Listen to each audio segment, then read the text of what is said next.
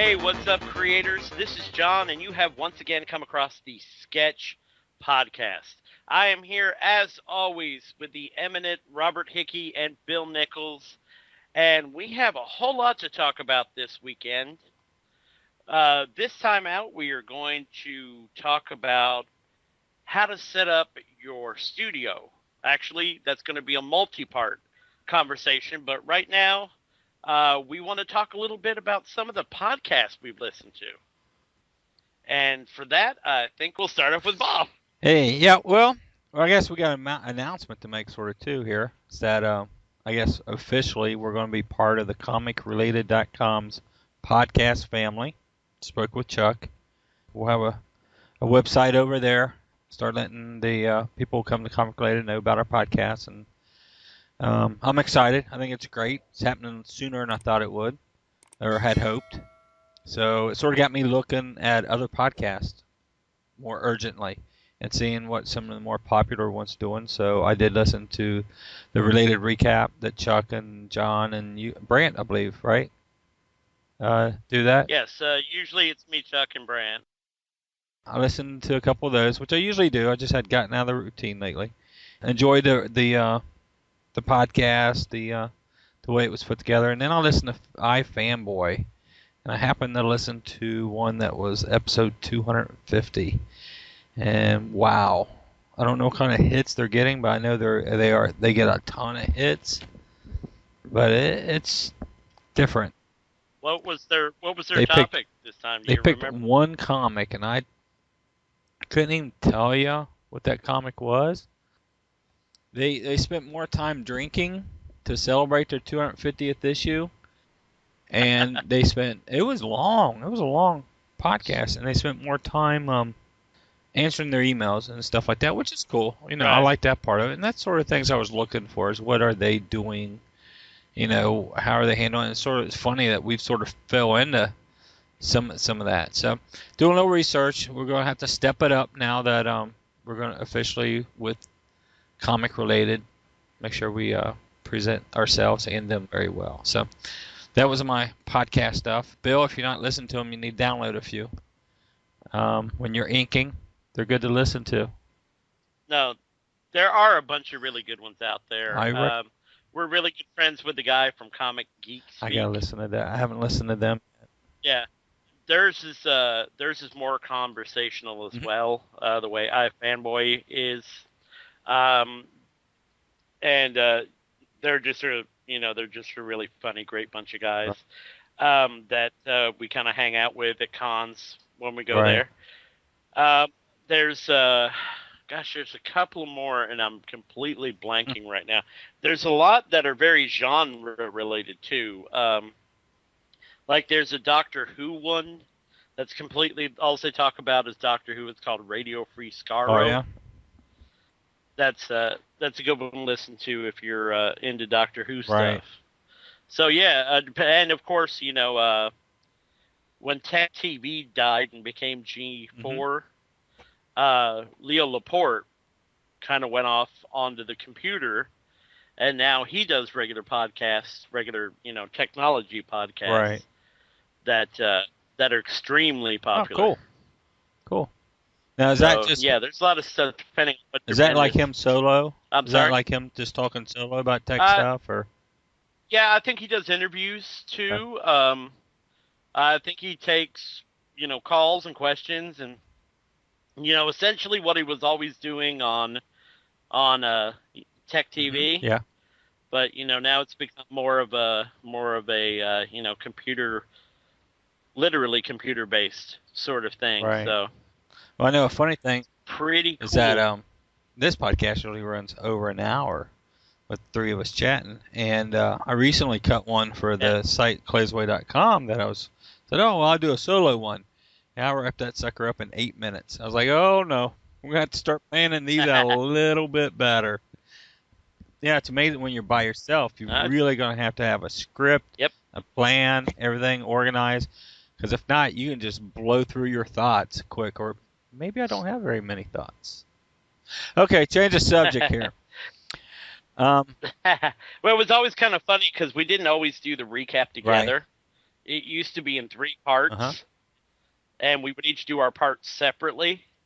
So, yeah, my own little part, even with my constant editorializing on the stories I was talking about, was still much more, I guess, concise would be the nice word for it than just our gab sessions, which people prefer the gab Yeah, sessions if you I want to like know the the truth. conversationalist. Yeah. Yeah. Yeah, I and you get mean, to play off other people, Mhm. though. So exactly, Well, I yeah. think that's and that goes off in tangents. yeah, we do that a lot. But I think that's Well, that's its own 4 podcast for you, well, but you guys are sort of crazy over there. Um, well, yeah. I think the cool thing about this is you've got 3 friends who's been doing this for a long time, and we have a focus on sharing our art. So that's sort of where this podcast, I think, is building its own niche. So, okay, and Yeah. let's see. Let's start off with what we're going to discuss this week. We are discussing how to set up your workspace. How to set up your studio, or if you don't have the room to commit to the studio, how to set up a dedicated area for you to do your work. Cool. So you have set up many a studio in your life. I know Bill has set up many, many studios in various locations in his life. So I dare say you both have some really good insights on this. It's sort of funny because in the past 2 years, I've set up 1, 2, 3. I've been in 4 locations. And I'm waiting for the office to get finished to finally settle into a home office to do all this out of. So it'll be 5 within 2.5 Wow. years. Yeah. A lot of moving. Actually, most of my office right now is inside of a pod. And I have a basic setup here at the house in a spare bedroom, but it's also shared with everything else that my wife puts in here. And the weekly Right. comics are getting piled higher and higher and on top of scanners. And, when I first set this up, the wife says, I have 3 computers set up in here working in a space that is about a 5 by 8. She said it looked like NASA. Well, now it looks like NASA with about 2 months worth of comic books piled on top of it. So, not a whole lot of room. Well, yeah, But that's just the computer not stuff. right. Not your last store, but the one prior, the Yeah, the larger big one. store. I was always real surprised how small your office was back there because you've got that must have come across on the Mayflower drawing table Yeah, you like that drawing table? in there, that thing is I huge, bought man. that at It's an like auction at a tech school. And it was funny because my yeah. wife was working there. So all the teachers and Uh-huh. everybody knew I was coming in just to buy that table. Nobody would bid about against me. I got it for $20. Yeah, it's a Nice. huge That's commercial incredible. Yeah, drafting that thing table. looks like it was made out of Yeah. looks like it was made out of a single sequoia or something. But I guess the funny thing at the big store was I knew how much I was paying for square footage there. And Uh-huh. it's like my office loan's going to cost me $500 a month, for this little office. So Wow. yeah, it's just I couldn't justify a whole lot more than what I had, which wasn't a whole lot more than what I Right. had at the store previously. Bill, you're working at your house right now, correct? Right. And we were just previously discussing how your art area is set up separately from your computer area. Well, mostly that's an outlet situation. Okay. Circuit breakers and all that. Mhm. So at some point, if I can get my brother in here maybe to help me reconfigure things, then I will be in a position where I can, or if I get an iPod or something, then I just clip it There you on go. and Yeah. go. I can ink And walk away. right, or go out and mow, Yeah. or do something. But yeah,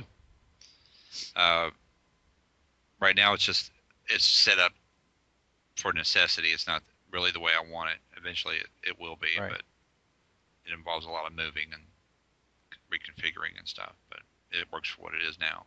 So Yeah. I have a similar problem. Because I finally found a place in the house that, is going to be completely dedicated to being my office. But The two problems with it right now is, one, it's the only room in the entire house without air conditioning. Oh, So it's too bloody hot to sit in there right now. right. Yeah. Been there. Secondly, yeah, yeah, I remember your basement studio very well, Bill. Oh no, the My- basement was fine because of the Yeah. air conditioning and the furnace were right there. So Oh, that's true. know, Yeah. I was good to go. Uh, It's right now that's the kicker. Yeah. The second thing, my entire computer setup that I do, this that I do podcasting, that I do comic related from, is 3 rooms away Oh, from my studio space. And right now, there's just no room, and it's too unbearable to sit in right. there until it gets cool enough, to actually put everything Right. together. Plus the fact that I'm on, trying to get rid of a whole lot of floppies, Mm-hmm. a whole lot of single issue comics at the Champion City Con. So come on down and pick them There up. you go. But Nice plug. that too. Yeah, thank you. I'm here all week. But it's trying to get all that together has been a little tough. Right. Because I finally, after all these years and after annoying my poor wife with my comics piled in different rooms, I finally managed to get most of it all in one space. Mm-hmm. Like I said, I'm building an office, so space is not a factor because we actually have an unfinished basement in this house. I've been cleaning it out, and it's going to be totally finished. It's going to have a good size office, and then there's a quote unquote what my wife calls boys' room, but truthfully, it's going to also be a meeting room, a gaming area for the guys, for my boys or for the family or whatever. So, my kiss up for her is I just recently found out that she really loves pinball. So I will be purchasing a pinball machine here to justify the boys' room. And that's not boys' room as far as bathroom. So I've been really thinking about the office, and in this office, I'm going to have one area that is for art. One side of it's going to be for art, and there's going to be the humongo art table, as you said. That sucker's like 4 foot long, 3 foot tall. It's huge. Along with how heavy is that thing? Well, luckily it breaks down to 3 pieces, so it's not bad when you break it down. But yeah, you do not want to try to move it without breaking it down. I'm going to have actually water in a sink area right there next to it for cleaning out brushes, for cleaning out airbrush, for whatever I need water for. And then I'll have a set of cabinets and bookcases there for original artwork and supplies and stuff. On the other side, because of this podcast, because a future project we've been talking about is the video cast, is I'm setting up a small art table that I have set up with lights and a video camera just for taping artists to come in and do video tutorials. Nice. And right off from that is going to be a round table to do the podcast off of. Like I said, I have 4 computers, so setting up individual computers isn't a problem. And somewhere in there is going to be the whole desktop, my whole desktop area, multi-scanners and tablets and stuff. So probably be right dab in the middle of everything. Luke and I are going to start playing around with doing a sort of like this podcast, but an art show, like a radio show for an hour. And he wants to come in and run it with me. So the concept is that we both have mics, or if somebody stops by or in the area and they want to do an interview, but I'll have dual mics set up so you can actually sit there and do podcasting or taping. That's the plan. Now, it's going to take a lot of space because I still need a ton of bookcases for all the books and art supplies and original artwork and everything else that I have collected over the years. Good thing it's got a decent-sized basement in it. The boys' room might get smaller and smaller as I need more and more space for my office. So we'll see. Yeah. You might take over the entire boys' room. It might just become Dad's office downstairs. I think some things to really think about is what you're going to do in your office. Yeah, I was going to say we probably need to break it down as into what do you need? What should you really have in your office to make it a functional area for you to create Right. art. Well, I know right now what I have, quote unquote, as an office is just the computers and scanners and tablets in one room. If I'm doing Right. artwork, I take over the kitchen just until, I get everything moved. So Right. what's important to me to be able to sit down and do is the digital, is the computer. So that was more important to get set up than to try to slide a table in here, which would have been impossible. I've been Yeah. at other places where I've set an office where it was important I had a table.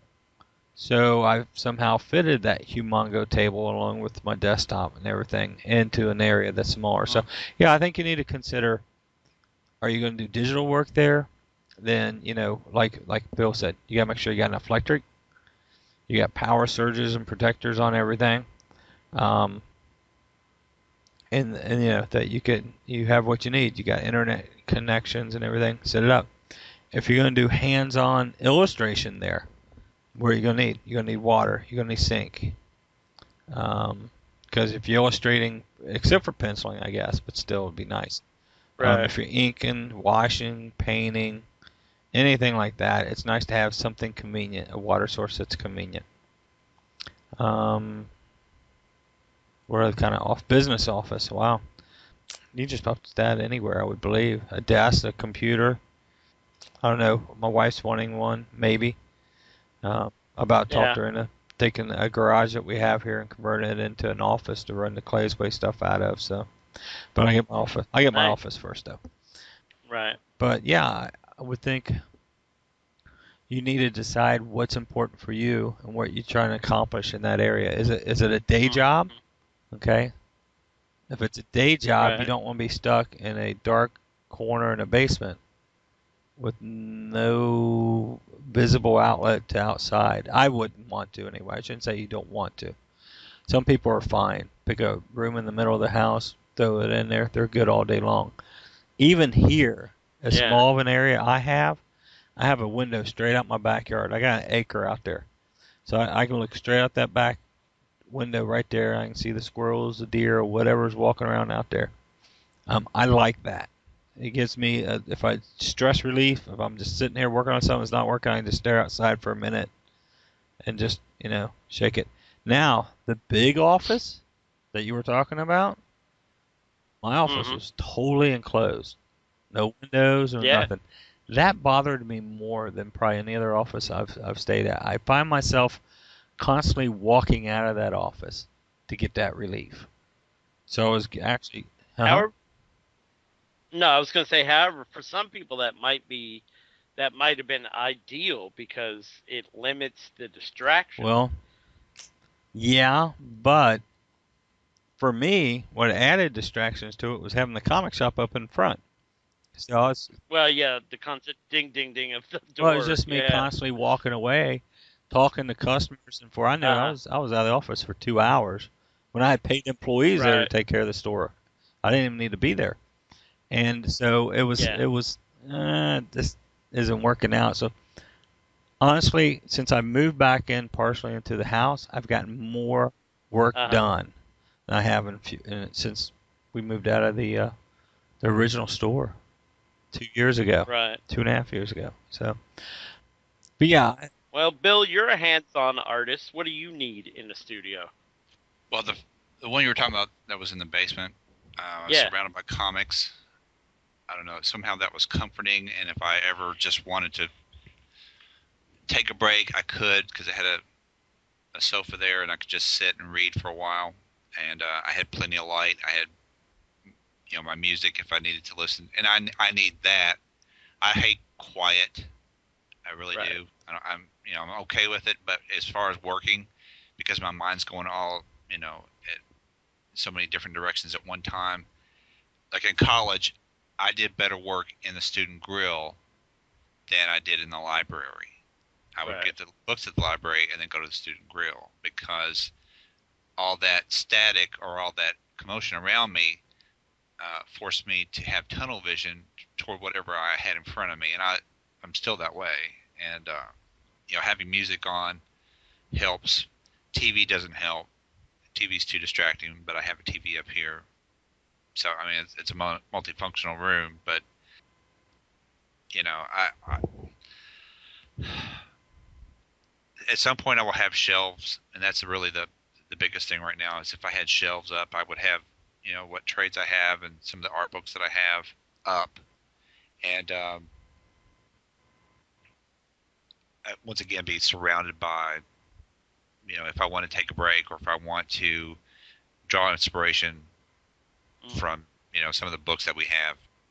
Like one of the books I really, really love, and I did a review in Sketch a couple of issues ago, was the book from Dark Horse that showed 100 artists in their studio or their workspace or something like that. I love that book, and I mean, to me, that's just awesome because it sort of gets you in the mind of an artist, or it kind of puts you in that frame of mind where you can sort of visualize that artist in their workspace.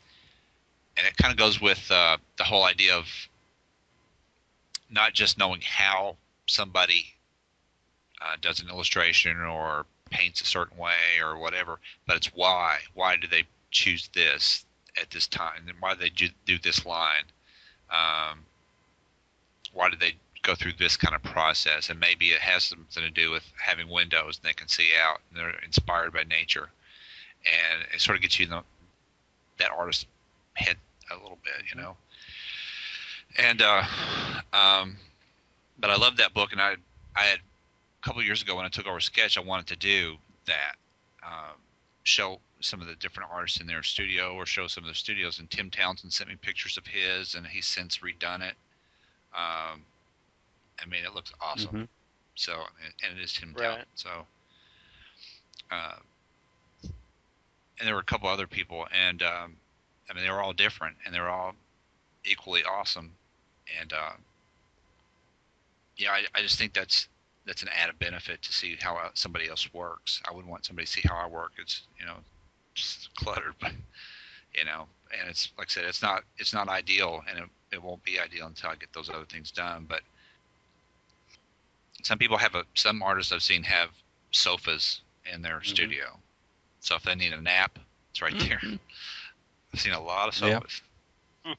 So I would probably have a lot of those guys have games too, video games, so they'll get away from the drawing board or computer and kick back on the sofa and play some video games. You know, my ultimate always was the header of BlueLinePro.com, where I put that force across there with all those little windows. One day I want a studio that has nothing but windows out to a big forest. Right. Just woods, peaceful. You need like a big bay window. Just multiple windows. I don't care, but just one whole side of the studio, nothing but windows, and just nothing out there but forest. I just nice. That's 10 years. I'm going to the lake. So come on, listeners, listen to these podcasts. I gotta get going. Yeah. Gotta get on that lake. Well, I once saw a picture of Bernie Wrightson's, and his has got big windows. At least the one they had photographed him in, and I'm like, wow, that's just. To me, I think your studios are around how you grew up. And needless to say, I grew up down on a farm or a small little town, lots of open space, that's where I feel my most relaxed, my most creative. I feel in that atmosphere. I mean, I'll go out back and set, like I had a problem in a current story that I'm writing. The editor came back to me and says, you know, this one little thing won't work. I'm like, yeah, but the alternative I really don't like. So, you know, I sort of went out back and just, you know, was running the whole story through my head. It was real peaceful back there. It was early, and wow, it just started clicking. And not only did it click, but a huge section of that whole story theme concept started clicking from that point. So it was amazing. So that's what I like. I liked open space. Now, you know, people who grew up in cities, they may not need that. Yeah, I was about to say. They may not need that. Yeah, I'm a city kid. Having all those woods around me would freak me out. Bears, big bears.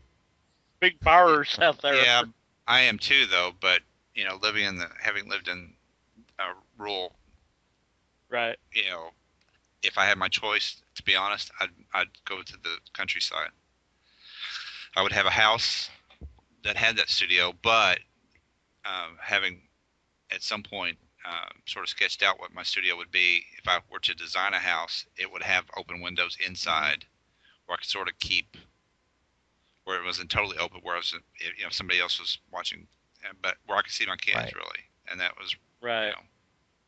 And then you sort of felt like you could be part of it, but you still had the isolation that you needed to concentrate on what you were doing. So, Right. but yeah, I'd go for and plus there was a deck, just for like Bob said, because a lot of times I just walked around our yard. I did it for health, just to, for exercise, but that for a while there, that Right. became my daily devotional kind of, and I had a lot of good ideas doing that too. So, and I worked a lot of problems out, but I can't really do that around here while I'm living in town. So, Right. I would definitely pick Too much the countryside. activity. Yeah, and neighborhood dogs and what have you, and too much traffic. Right. So yeah, I would definitely go for the country. A little bit, the best of everything, really. I mean, best of both worlds. Activity inside, but outside, whatever. I've always said, as long as I got UPS cable, I'm good. And good Chinese delivery. Yes. Well, I don't know. I might give that up if it means getting farther out in the woods. But yeah, I mean, with the internet nowadays, that's working with creators, working with you guys. We're not all together. We're split up. Yeah. What? Well, that sort of brings did up I just question break? too. We're not in the same room. Did I just startle? You just destroyed the magic. I'm sorry. We're sorry, listeners, that you destroyed the magic of podcasting. We're all in the same little we don't room. all sit in the same room. We're all make Bill sit in a little box so he sounds like he's far away. It's true. Yeah. But it's true. It's really true. Let him out of the box. That does bring up a question, though. Now, with the internet, I remember Bill had some, but I know you, Bob, had 1 million reference books. Yeah, I still do. Lining walls at one time. I have even more. With the internet, is all that necessary now? It's there again. I think it depends on the artist and their age. In the future artists, no. And still, I do a ton of my research and everything on the internet. But man, actually, I'm going to start writing some art book reviews for sketchmagazine.net. And something about holding a whole hardcover of Adam Hughes artwork from his early DC work to his end is just amazing to hold it and look at it and look at the flatter coloring that they did earlier and now this painted Photoshop work he does now. It's just, it's just the books, the reference books. And you're right. I mean, I'll walk through and I'm like, cool, that's a book on force. Wow, that's pretty. I'll pick it up, because at some point in time I might need something like that. I probably do a little less right now because I really don't have enough space to put them. But boy, when I get that new office built, I'm gonna have all kinds of space till I fill it up. But yeah, I think it's the reference books and stuff. You need to allow time, and space for them because you're gonna need them. If you're an artist, you're gonna need some reference. And don't get me wrong, a lot of that can be done on the internet. If you're an inker, you want to look at how other people are inking, especially if you're just starting off. You're going to need samples of their work. You're going to need samples in your hands. You're going to need samples of their work blown up to the size that you're doing your work, So there again, do you have a copier in your office or a scanner that will blow out and print 11 by 17s? Or it's something we can talk about is how to get around that. I just thought of a way to get around it, but we'll save that for another podcast. If you're going to ink and you like the line quality and the style and everything that another inker is doing, you're going to have to see their thickness. And I'm stating that because I just recently inked, and Bill and I was talking about this the other day. I haven't inked in a while. I've been moving businesses and selling businesses and offices. I hadn't inked in a while. I grabbed a brush, and wow, was I shaken. I was shocked. I mean, in all the years I've inked, I've never had a problem sitting down inking with a tool. So I had to put the brush down and get the quill out. But then with a quill, you ink so much thinner. It's just natural to ink thinner. So I had to really pay attention to the thickness of my lines and look at some other work out there, make sure I was pulling off thick enough lines. So yeah, colors, you can get a lot of that on the computer, but still having some product, looking at things are made in print. So yeah, I think when you build your office, you need an area for reference books and tutorials, and it's get real. We're all talking about comics here. We all love comics. Digital comics are coming, but we gotta have print comics in our hands too. You can't have your wife sell them all, John. No, trust me. Everything I'm getting rid of in soft cover is coming back in graphic novel. Yeah, and that's all the single issues I may be getting rid of are definitely returning in compilations. That's sort of what I've done. I keep the floppies of the books that I figure DC may never collect. There's some Legion runs that I don't know how they would collect it because the storylines are so twisted and long, and there's some Nightwings that they didn't collect, and then now they're not going to go reprinting the graphic novels either. So I don't. So yeah, there's certain things like that I'll keep, on floppy. Oh yeah, there's some I'll never sell. Like I have the full run of Starman in floppies. I've got all the graphic novels. Now I'm buying all the omnibuses. So you like that story a little bit? I've definitely drunk. Oh, I love that story a little bit. So I've definitely drunk the Kool-Aid as far as Starman goes. Getting everything that comes out. And there's a few like that. There's it's just one of those major runs that really spoke to me, and I kind of like a run that has a finite end. Even though there's a Starman on Justice League right now, right? The blue alien dude with the jewel in his chest or something, Michael. Yeah, actually there is, and he really kind of came to his own in the regular series. Right. So I like that. I read it sporadically. He's not my favorite in the Justice League right now, but I read it sporadically. I'm much more on Congarilla. Oh yeah, I love Congarilla.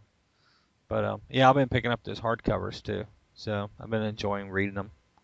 So I hadn't read them all, and I love Tony Harris's work too. Yeah, well, that's the thing. I really like James Robinson's writing. I really like Tony Harris's art. He's got an art book. Having them both in the same place like that. I gotta check and see if his art book ever came out. I know it was scheduled, but I don't remember getting it. So I figured it'd be. Oh, I'd love to see that. He was talking to me not this past Charlotte because I didn't make it, but the Charlotte before about it. That he wants to be interviewed on Sketch. To promote his art book. So yeah, that might be our maybe not only get him on an issue of Sketch, but also cut part of it for the interview podcast. Yeah. Yep. All right. So yeah, back to studios. You got a lot of room for books, reference materials. The cool thing is comics is they make these comic houses now. You can buy like short boxes that slide inside a drawer. I guess they're called drawer boxes. Shoot, you stack enough of those up, you can put an art table on top of them. Multi-purpose. Store your comics and draw on them. And I actually plan on using some of those housing in my office to build an area. Just so the nice thing is they slide. They slide in and out, easy reference, easy to get to certain books if you're looking for. They're much more like almost a paper file cabinet. Oh yeah. That's just like what they are. And the new ones are a lot better braced up, so you can stack them 4 or 5 high, and they don't get all wicked and twisted and stuff. But yeah, they work real nice in an office. But hey, we just built a studio. Nice. Next time we definitely need to go into storage for your supplies. Let's do it now. Like what? I was thinking, I've seen different people's studios. Some people have everything like meticulously put away. Everything has its own little spot. There are tons of things out there. Like I've seen really cool drawer systems for artists. Little multicolored things on wheels, that you can put different things in. So I guess what works best for you guys? Do you need to be able to see everything you have right in front of you while you're doing your work? Or are you one of those people that can use a product, put it back, grab the next one, use it, put that back, What works best for you? Yeah, I know what you mean. I think when I'm in the groove, I know where everything is, and I know Mm-hmm. my stuff by touch as far as the, if it's a curve or ruler or whatever, Right. and usually it's right there. And if I had something around my table, my drawing table, it would be say a drawing table with maybe a small drawer system, on top of it for some of the flat stuff, just to keep it, sort of organized, but out of the way, really. I don't know. I guess that's just me. Maybe it's other people. Uh, What say you, Bob? Well, like for me, Go ahead, John. yeah, Or John? Bob. Go on, John. No, I was saying, for me, having all those pins and stuff laying out might be too much visual confusion. Really? But then again, I have to wonder, just laying out on the table while I'm working. But then again, I also have to wonder how much time I would lose looking for pins, It kind of begs the question, do you set everything out beforehand, or do you run with inspiration, jump right in, and, grab things as you need them? Right. Well, I'm sort of a slightly organized, slightly I need it as a visual. I have a good size Yeah. art tub. You guys probably seen me toting it around to the shows. And it has some big drawers. Mhm. And each drawer is broken down either by watercolors or, pastels, color pencils, and then the other big drawer is inking. All the pens and the washes and the brushes and everything. And then there's a couple little things on top for penciling and erasers and stuff. This is my box that I tote everywhere I go. I went on vacation. This box went with me. I inked 3 pieces on vacation. So everywhere I go, this is like the family knows there's got to be a corner available for Dad's art box. Now, when that huge table we talked about set up, for some reason when I'm doing color work, I want to see everything I have available for me.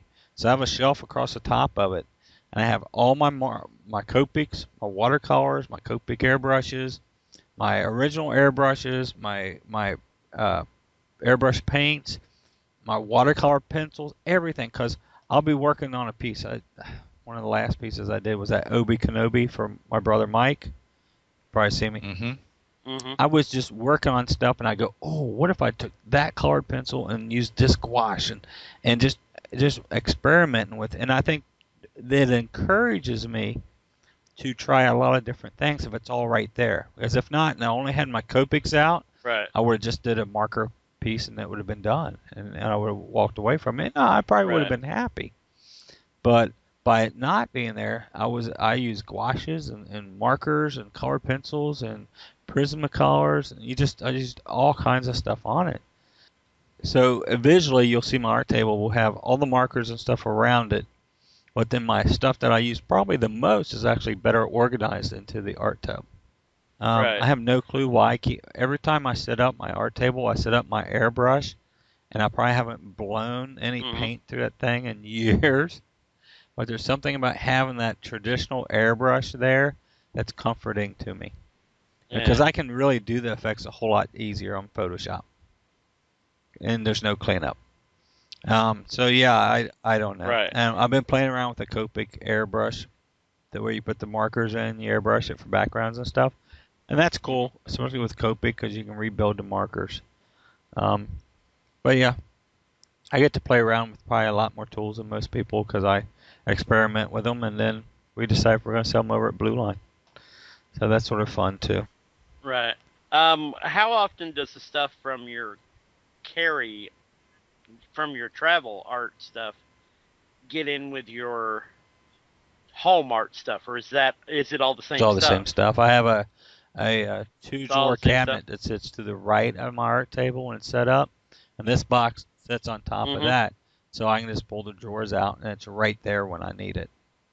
So actually, it's sort of funny because night before last, I was inking some pieces, and I pulled out a bottle of ink, and I had very little ink, and I have none here at the house. Where in the past, all I had to do was walk out to the Blue Line store and grab a bottle of ink. So I was like, oh, crap. Yeah. I got to grab some ink next time over at the offices. So I got to run out there tomorrow for a lunch meeting. So I had to grab me some bottles of inks. But yeah, it's all the same. I'll use the same quills, pens, the brushes, whiteout. It's all in that box. So they're all the same ones I use all the time. I'm comfortable with. I usually don't travel with markers. I don't do colors out at shows and stuff like that. I don't know why. I Right. guess I'm not comfortable yet enough doing them. I might have to play with it a little bit and see. If I do, then I'll have to get another art box or carry some basic markers. Yeah. What about you, Bill? Do you have a travel set of stuff, or do you take No, art I on just the have. boat at all? Well, I don't anymore. Right. I mean, I carry the box, but sometimes, Uh-huh. but I may leave it in the car. More often, I'll leave it in the car because I won't do stuff at a show or whatever. So Right. I just don't. There's just too much going on for me to do that. But it's all the same. It's all and it looks like a big. Actually, I have a fishing tackle box it's bigger than that, and I may move everything into that, just everything into that. But I have some things sitting around my drawing table that just won't fit into the box, the art box. So it'll all be the same. Right. Something we haven't talked about, and I get yelled at every once in a while, is paper. How to store your paper when you're not using it, especially when you buy it in bulk. And some things to remember is one, always leave it flat. Don't stand it up on its edges, either the long edge or short edge. It will curl on you. And two is leave it wrapped, because paper is like a sponge and it will suck up moisture. Will not cause you trouble so much on the penciling, but on the inking, when the paper sucks up the moisture, it will give you fits and cause it to spread. So always leave it bagged, or if it comes shrink wrapped, try to keep the shrink wrap or rebag it. It doesn't matter. Put it in a airtight container. I have some large 12 by 18 containers that I keep some of my Strathmore in. I know a lot of people don't think about it because they buy their Strathmore pads and that, and they're padded. They're not shrink. They're not bagged. They're not. But that paper sucks moisture. You gotta understand, Strathmore doesn't care. You bought their product. We're Blue Line. We bag it because we know you're not going to use all those pages in one setting or two settings. You're going to use them over time, and you want to try to keep it as dry as possible. So I've seen people use a hair dryer. So hey, maybe you need to add a hair dryer to your studio. Take a hair dryer, and Scott McDaniel is the first one I think I ever seen that do this, and take a hair dryer over the whole penciled piece to pull some of the moisture out of it before he inks it. And I've actually done that to some paper that's been laying around. It helps. So add a hair dryer to your studio, definitely. There you go. But other than that, yeah, set up your tools and your supplies and store them however best. Always clean them, but as you should know, if you're illustrators, except for your mouse, I guess, don't need to put it away. Well, depending on the age of your mouse, you may have to clean that too if you're still rocking the old trackball. Yeah. We had one at the office that's in the shipping department, and I had to clean it out the other day. I was laughing because I can't believe we're still using this thing. But cool, guys. I think we hit on a few things that might help some people on building a studio. I think so, and if anybody can think of something that we might have missed, which potentially there may be a lot, make sure that you let us know. Yep. Then email us at podcast@sketchmagazine.net. That's correct. John, you had some email? I did have a couple of emails from a few of our listeners, and before I get into those, I want to thank everyone who listens, and especially all you folks that take the time to write us. First off, we got a thanks back from Yitzy Hayes for I ran his tutorial a couple of days ago. So he thanked us for that. He thanks for the mention on the podcast, and I mentioned to him a few things that he could work on to make his work even better, and he was very appreciative of that. Beyond that, I have a question that might be up you gentlemen's alley. We have a person named Kevin Dartery here. He says he loves Sketch Magazine and watches the posts daily. He's been reading them, listening, or watching for about 6 months, and he says his knowledge base on making comics has grown exponentially. Awesome. But what he needs to know is, he says, well, comics are made of various styles of lined artboard, but how are those lines used to format the comic page? He asked if I could find a video tutorial, which I haven't had a great deal of luck yet, but perhaps we can give him some verbal information on how that works out. Okay. Oh, what does he mean by the lines? You mean the borders of the panels?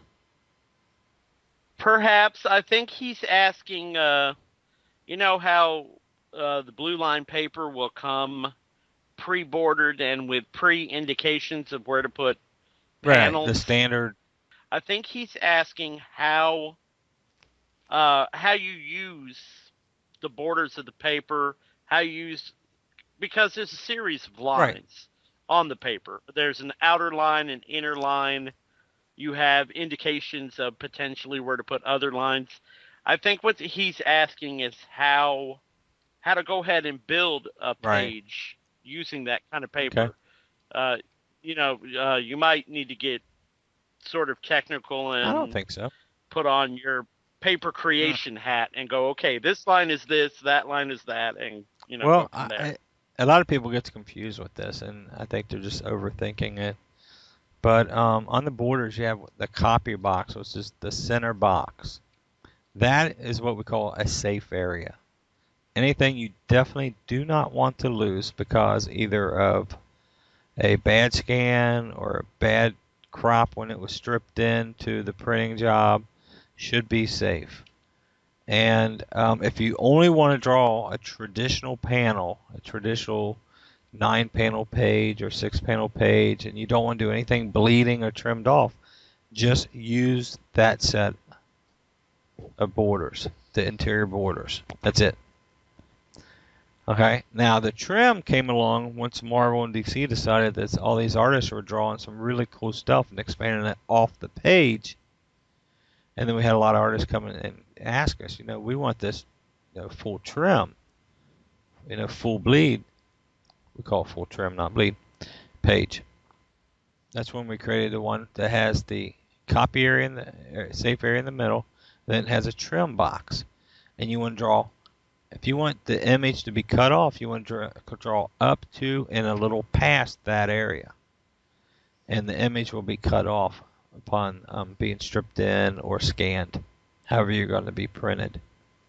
As far as using the hash marks, it's really up to you if you want to use the hash marks as far as the panel layouts.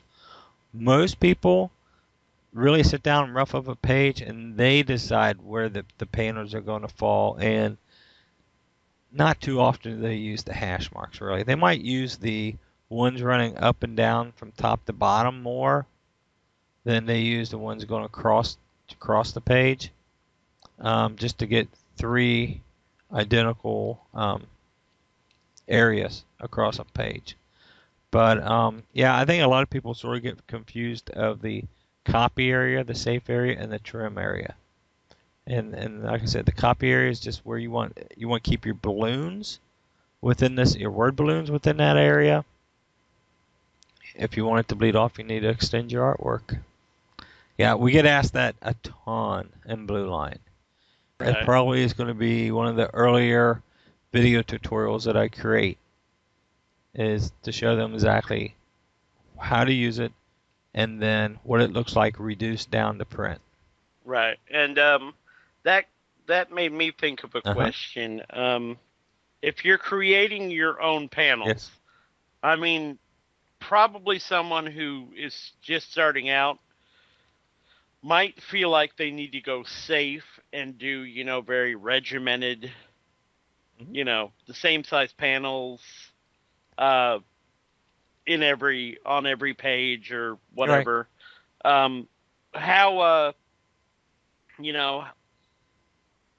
would you look at that? How would you address that? Is is it wise to play it safe, or are you kind of shooting yourself artistically in the foot doing it No, that way? I think every project, it depends on your project or what you're doing. If you're doing a traditional comic and you're wanting to stay traditional, 1 panel, 4 panel, 6 panel, 9 panel, no, there's nothing wrong with that at all.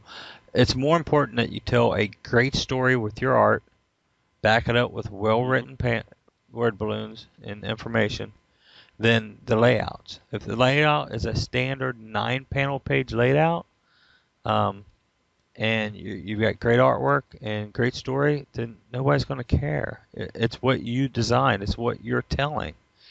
Um, if you want to take advantage of the trim and say the top half of this is this great big explosion and a fight scene, and it's all going off all three sides. Actually, it's going off all 4 sides, but then across the bottom, you want to drop in 3 traditional panels to move the story on. Use those 3 traditional panel hashes. Do it. It'll work for you.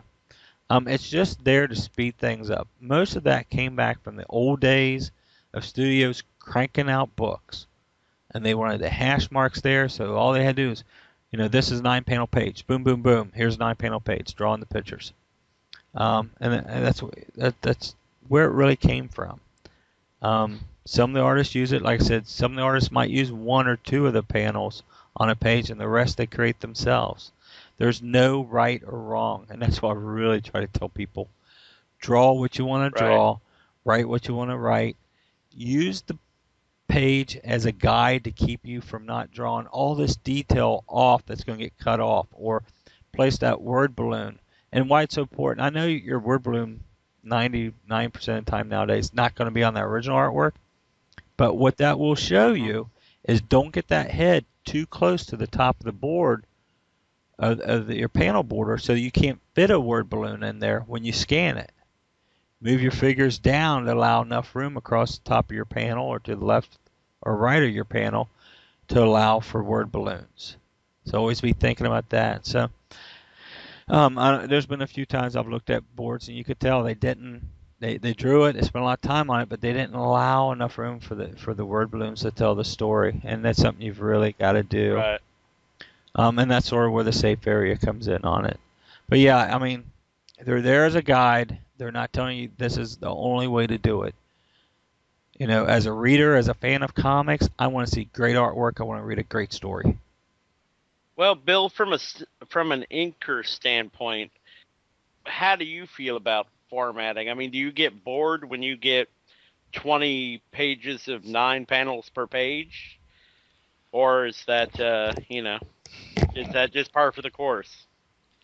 No, it kind of depends. The first book I did with Bob was Dead Kid, and Joe Crony had done a lot of that in some places. Tom and Mary Beerbaum had worked with Keith Giffen, who really Hmm. utilized that a lot. Yeah, I was And thinking of that. some of my inking sample pages, which I got pencil stuff courtesy of Tom and Mary, long Mm. way back in the day, uh, are on my DeviantArt page. And for a while, it's fun. It it actually, being small panels, boom, one was done. It was a sense of accomplishment to get one panel done, and then I could move on to Right. the next. So it was incremental. It was, to me. Now, to have a whole book like that, I don't know, to be honest. But I mean, really, I made so many different formats at this point. It really does. It's all comics, so it's all good for Right. me. Right. Well, Bob was talking a lot about, a good story and stuff. I've never really asked you this before. When you are inking a page, are you even paying attention to the story, or are you, just very caught up in the actual mechanics of the artwork? Well, it can be both. With, say, for Dead Kid, again, Tom and Mary would make a point to send me a copy of the script so that I knew what was Right. going on, because it would be lettered after I turned it in. And Hmm. I would read the script, and it would help explain some things, and it would bring some things out that may not have been. I mean, you can look at a panel and tell, but maybe you want to punch up a certain thing a little bit more. Right. So for me, it helped to know those details. I know for me it helps to know what the story is, especially the emotions and stuff that's going on, because believe it or not, inkers aren't tracers. And Right. we do add shadows, texturing. We can add mood to a panel if we feel like it needs to be a little darker, or if we need to pick up a light source because of a time of day that the story's saying. So it really helps Yeah. to know what's going on in those panels. You don't really need to know exactly what the word balloons are going to be, but if you know what's going on, it helps some. Yeah. Right. Yeah, I think that's true for colorists Oh, as yeah. well. It always helps to know at least basically what time of day you're looking at, what what the ambient light of any given area is. It's more than a little difficult to try to color something when you have no clue what's actually going Oh, on. yeah. Well, yeah. I've seen coloring samples off the same page. I think I was doing a portfolio review, and I think it was two friends, and they have both almost had picked two different times of day, so their lighting source was different. The sunlight was hitting in a different spot, so it brought out different things in each one. I'm not saying Right. either one was right at that point, but because they were both decent colorists, but they had just had a different take because they didn't have a story to go with it. So now, had they had the script, they would probably have been more closely in line. But Right. so no, it does help. I think you All can. right. I think you can have I don't think you can have too much information on that, really. Right. As far as that goes. So. But you can definitely have too little. Yes. So. Yes. So thanks a lot, Kevin, for that question. I hope that helped, and I am still on the lookout for a video tutorial for you as well, or maybe we'll luck out and Bob will have his done soon. So the other piece of mail I got is from an artist named Ted Woods.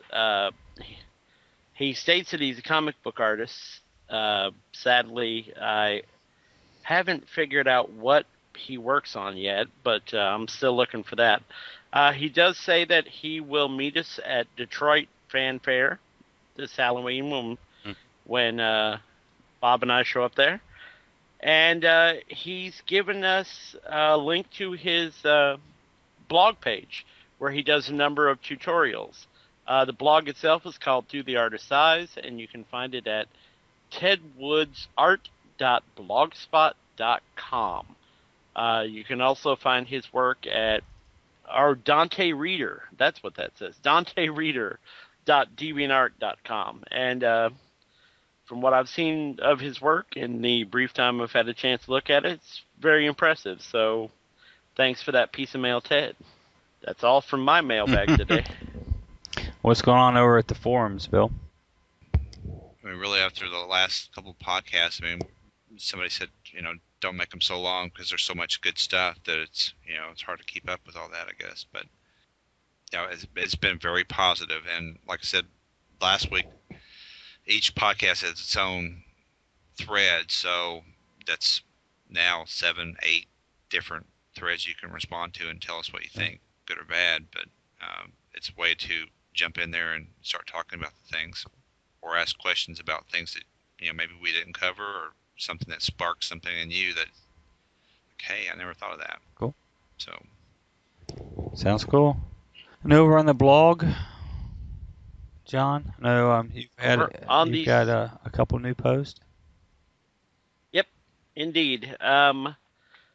Going in descending order, I have an interview with animator Chris Battle, who worked on Samurai Jack, Powerpuff Girls, Dexter's Laboratory. He originally worked for Hanna-Barbera Studios and then moved on to the newer, I can't remember the name of the studio that does all those, but it grew out of Hanna-Barbera. So he jumped over to that, and just an interview of how he got started, how he became a character designer and animator. So, just showing people the avenues that are open. It's not all about creating comics. There's a lot of potential avenues for people to display their artwork. Let's see, after that, I found a little tutorial on turning your sketch into a comics panel. Everybody sketches, doodles, even if you don't call yourself an artist.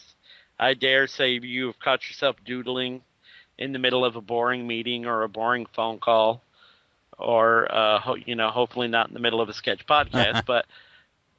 But this tutorial tells you how to take your random sketch and add the specifics of the comic panel that will make it appear to be from a comic. So check that out. It's a lot easier to listen to than it is for me to explain it.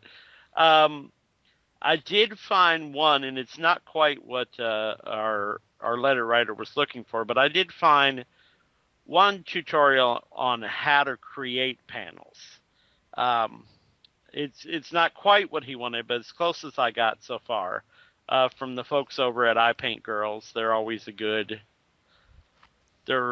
definitely a good source for that. And this is mostly creating your panels in Photoshop, Right. so not so much hand on paper. Right. And then Something on that I just thought of Yeah. is if you, and sort of combination things, if you do a lot of sketches, especially if you're doing sketch layouts of your page, like you're doing different panels, which may be cool, is to have a template in Photoshop that's the same size as your art paper. Drop in your sketches for each panel, crop them, and rough them out into panels, and that's going to give you the size of your panels when you start to draw.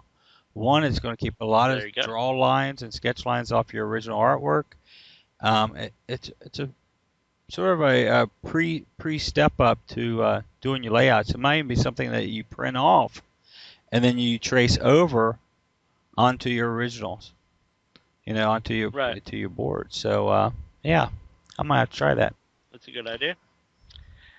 Let's see, how to draw comic style women. I can't, I try to throw at least one thing on drawing women in as often as I can, because it is the one thing that I see people messing up more often than anything else.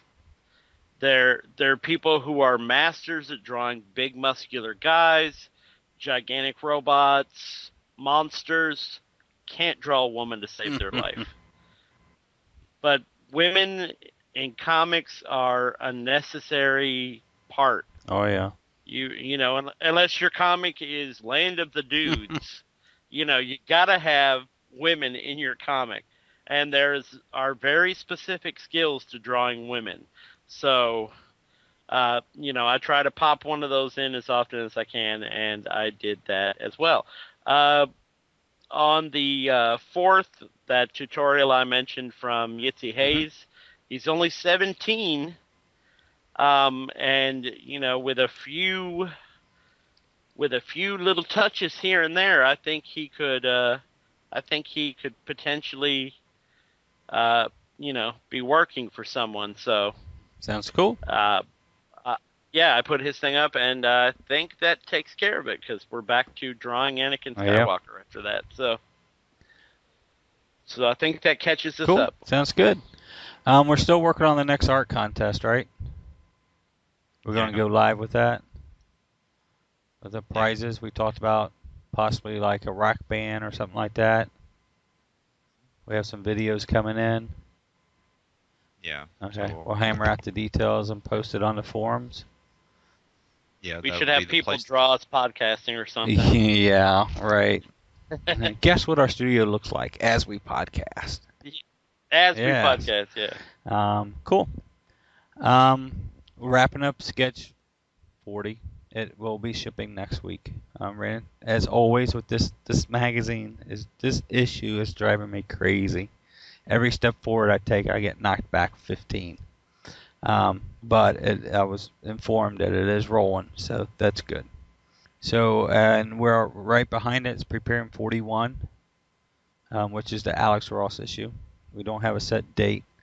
Our plan is from once 41 hits is to roll this out every 60 days. So we'll be announcing some interviews here in the future. You know what, Bill? I was thinking about it. I'm going to mention this guy's name right here. He's a friend of ours, Gary Barker. Mm-hmm. He was on Facebook the other night talking about how he was drawing Garfield strips, and he's been at Paul's. I think we need to do a feature on Gary. We've known him for years and years. Done shows with him. The fact that he's back drawing the strips, and that he's worked in a studio atmosphere.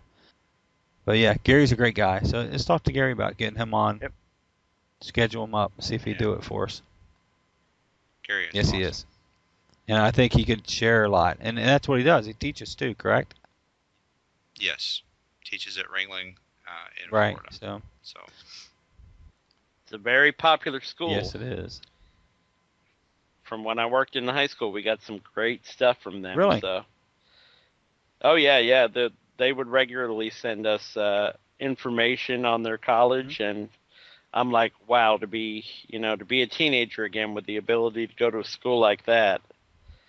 That would definitely be a dream. Right. And speaking of teaching, yes. Mr. Nichols, what is happening on the Comics Mentor this week? Last week I brought up the one post was choose one word that would sum you up now, and then the next day was what would sum you up for the future. What one word for change? What would you like to be? And then mostly it's just things about encouraging. Think about where you are now and where you want to be, and what would it take to get you there. That's basically the gist of the last few days. So there's more of that. I mean, I run into that a lot, and artists being the tortured souls that they are, some of them, including me, you just need encouragement, or you just need to take stock of where you are and, have a goal, have several goals and shoot for them. I mean, you don't have to hit every one, but have a plan to move forward with whatever project or the next step in your comics evolution or your writing evolution. Maybe move on to children's books, say, or something. But that's pretty much what it is. It's moving forward and just being encouraging, the mentor that I am. Yes, you are. Yes. Artists are self-deprecating, you're saying? No. The devil uses The trick is try to produce something every day. Right. And we can't do it. But we try. And as long as you try to achieve that, then you're trying to move forward. Yeah. And every little thing you produce, whether it's a sketch on a napkin or it's a completed page, you are getting better. You're developing. You're working stuff out. Because of what recently changes in my work schedule, and I'm planning on doing a lot more artwork, I find myself doodling a lot more. I'm sitting in the living room with the kids and everything. A piece of envelope there. Ah, sucker, you're mine. And I'll doodle on back of that envelope, Every step forward is a completion of trying to get better and better. And you never know what becomes of it. But Bill, you've inspired me a few times in the past couple of years of moving businesses and everything, So, and we gotta get that new Comics Mentor logo up too. Yeah. Ooh, there's a new logo? Yeah. Yeah, Bob came up with one for me. I just have to figure out how to put it up. Well, we'll talk about that. Nice. I'm still working on trying to get sketchmagazine.net. That seems to be my home right now. Updated. I threw some buttons on there the other day, and just getting it prepared for the weekly post and then the reviews and everything. It's just right now I'm still working out a lot of details, so I'm not being able to spend as much time as I like to, but it is on the schedule. It will be updated, and you guys need to contribute to it too. So, but yeah, that seems to be the place I'll be hanging out for the moment until more of the creative stuff is cranking. Right. And anything new you'd like to add about Clay's Way? Well, I have. Well, this is sort of the thing that I ran into this week. Last weekend the family was gone. I cranked. I inked 5 strips, 2 posters, a podcast pin-up. So I thought, yeah, we'll go live this week. Guess what? Life just put it all on the brakes. Life and My truth. wife came back from an outing with the boys at church camp, and she's sick. She's very sick. We spent half the day today at the doctor's and her getting a scan. So now she's on antibiotics and stuff like that. And so here I thought we would actually be live today with it. I haven't had a chance to color it or scan it. So there again, life gets in the way, but I will spend the time over the next few days getting it prepared and setting a launch date at that point. The concept is to be 2 to 3 weeks ahead on the strips. Jackie and I, we usually meet on Wednesdays, but because New Comic Book Day is Thursday this week because of the holiday, we'll be meeting tomorrow. And when we do that, we usually create a few strips, a few pin-ups, icon images, one icon images. Bill and I worked over the weekend on the community area of it. And Bill, my wife's going to go over that and make suggestions as far as categories and forums. And we know it. Yeah, she'd be awesome at that. And we know it. We'll be tweaking it as we go. But Jackie's going to create an image for that. And one thing about the community to me was, and building it, was this is a place to go and get information, get knowledge, share, and get security. So an idea I had was a shot of Clay, and Pan is an imaginary character. He's a big panda bear, but in real life, in real life on the strip, when Mom and Dad's around, he's a stuffed animal. So the concept was a waist-high shot of Clay squeezing the stuffed animal Pan for security blanket, and looking back at the reader, and there's like, come here and get your Pan, get your hug, and get information. That's what we're hoping to do with this community. There's nobody bankrolling that who wants to sell you an ad, who wants you to take their drugs. Nothing like that. This is a place to come and share. So Bill's been really helping me a lot because he ran the original sketch boards when they were Afterburn, and it's sort of, these are much more upgraded boards from that. It's going to be a lot of fun. But yeah, I'm looking. I had hoped to say, next week or this week. It's probably 2 weeks because these podcasts take time, and there's other commitments that now, because I ran short on this deadline, these other commitments got to come. And I truly want 2 or 3 weeks. So once we launch it, we don't miss any updates. I'm just like this podcast. Right. We've gone out of our way several times to make this podcast to make sure it hits on Monday. I might be Monday at 2 minutes to midnight, but it's hit on Monday, So, and that's important. And so, and yes, printing of the magazine will be that important also. Yeah, I know. Most people are going, well, why don't you get off your butt and get the actual magazine printed? There's a lot of factors that's involved in that and a lot of business. But it takes time, children. Taking on that on my shoulders again, and it will be out. All right. So. And through the magic of podcasting, you saw us all of this past weekend at well, not all of us, sadly. Mr. Nichols was unable to make it, but you saw Bob and I and the crew from Comic Related and many other people at the Champion City Con, and you found us delightful. But if you did not have the chance to come to the Champion City Con, please make every effort to come to the Cincinnati Comic Con, which will be on the 18th, which should be the Saturday after this podcast airs. So come and check it out. We'll be all three of us. All three of us will be there. We will be in, around, or at least adjacent to the Blue Line, Skystorm Studios Comic tables. Related's going to be there. So. And Comic Related tables. We'll be somewhere in that general area. Just yell for us, and we'll turn around. And we'll be glad to talk to you, and you can let us know what you think of us, good or bad. Hopefully good. Hopefully good. As I said, you found us delightful, Champion City. You'll love us. to death Cincinnati. at Cincinnati Comic Con. Yes.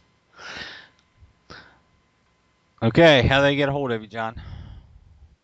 Well, as always, the multiple ways. You can get a hold of me at john@sketchmagazine.net. You can get a hold of me at john@comicrelated.com. You can also go to the reply section of the Sketch Magazine blog and leave replies to the individual videos.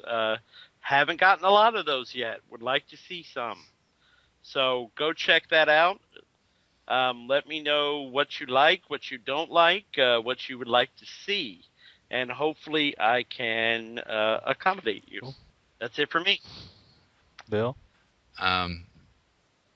Comicsmentor.com and also the comic related forum. I'm usually there, and I've gotten several contacts